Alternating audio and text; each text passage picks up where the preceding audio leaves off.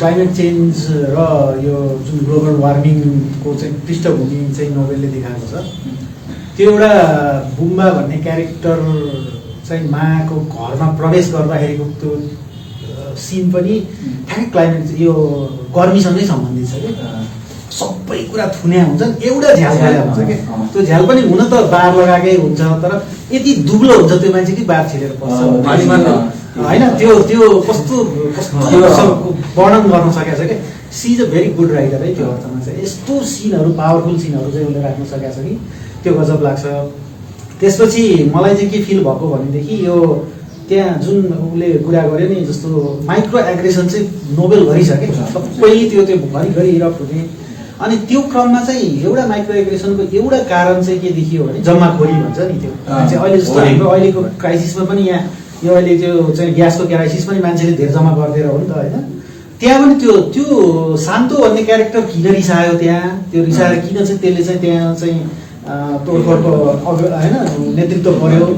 अनि यो अघि उसले डिस्क्राइब गर्दाखेरि जुन चाहिँ त्यो पानी दिने मान्छेको घरमा गएर दाजुले किन एग्रेसन देखायो भने जम्माखोरी, त्यो यसले यति धेरै सामान जम्मा गरेर राख्ने हामीले खान नपाए बेला भनेर रिसाइरहेछ क्या त्यहाँ।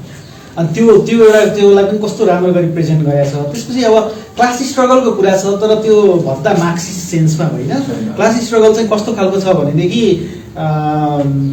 तीनटा लेयरको क्यारेक्टर रहेछ, एकदम सुपर रिच, त्यसपछि मिडल क्लास अनि त्यसपछि लोवर क्लास होइन। तर स्ट्रगल चाहिँ लोवर क्लास र मिडल क्लासको बिचमा छ क्या। त्यो त्यो त्यो त्यसले चाहिँ कारुणिकता जोगाइरहेछ, किनभने त्यो सुपर रिचहरूलाई त के कुराले केहीले छोकै छैन कि, उनीहरूलाई मतलबै छैन। त्यो ठुलो फिस दिँदाखेरि भएको भाइलेन्स पनि उनीहरूको लागि सानो कुरा हो। त्यो त्यसले गर्दाखेरि त्यो क्लास स्ट्रगललाई पनि उसले चाहिँ एकदमै चाहिँ एकदम सूक्ष्म तरिकाले मेन तरिकाले प्रस्तुत गरेको छ क्या। नारावादी साहित्य जस्तो छैन क्या, त्यसलाई एकदम मजाले त्यो प्रेजेन्ट गरेर त्यो पनि मलाई एकदम मन परेको त्यो पोइन्ट। त्यसपछि सौरभले उठाएको कुरा चाहिँ त्यो जुन डाइकोटोमी जुन छ नि, त्यो एउटा को गार्डियन हो को थिफ हो भन्ने त्यो चाहिँ त्यो मर्ज भएको छ जसरी कोल्याप्स डिकन्स्ट्रक्ट भएको छ नि, त्यो एकदम इम्पोर्टेन्ट लाग्यो क्या मलाई। Bumba is a guardian to his family, ma is a guardian to her family, but both are होइन। त्यो चाहिँ कस्तो मजाले। अनि दादुको क्यारेक्टर एउटा ऊ पनि गार्डियन नै क्यारेक्टर हो उनीहरूको, तर he also burst into aggression times.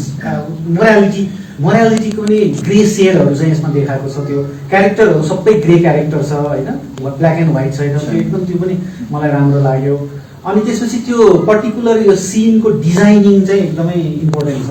त्यो सानसानो चाहिँ भनौँ न हामीले चाहिँ कुनै फिल्म हेरिरहेको एउटा दृश्य हेरिरहेको जस्तो त्यो फिल हुन्छ।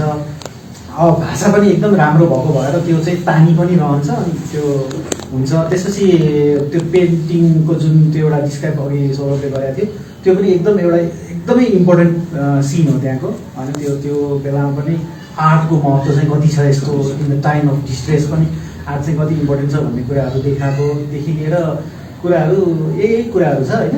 यो निकै राम्रो नोभेल छ, राम्रो नोभेलमा चर्चा गर्न पाइयो, खुसी लाग्यो। अमेरिकाको डिस्क्रिप्सनै छैन क्या,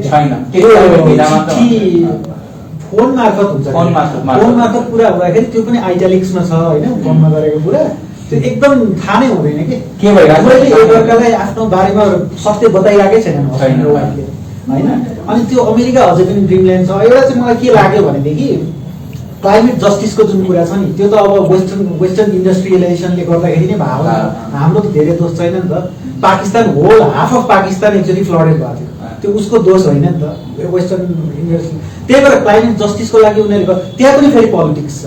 त्यहाँनिर कस्तो छ भने क्लाइमेट भिजा दिने भन्ने सायद डेमोक्रेटहरूको होला, भने त छैन त्यहाँ, डेमोक्रेटहरूको नीति होला। त्यसपछि यो फ्रन्ट टाइपका अनि त्यहाँनिर उपन्यासको कमजोरी त्यहाँनिर चाहिँ भेटेँ मैले। हामीले कमजोरीको चाहिँ त्यति कुरा गरेनौँ होइन। त्यहाँनिर चाहिँ के गर्यो भनेदेखि जस्तो एक्कासी त्यो प्रोटेस्ट भएर एक्कासी आउनै नदिएको भन्ने देखाएको छ। त्यो चाहिँ थोरै ब्याकग्राउन्ड अगाडि देखाएको भए पत्यारिलो हुन्थ्यो होला, त्यो चाहिँ छैन है। फेरि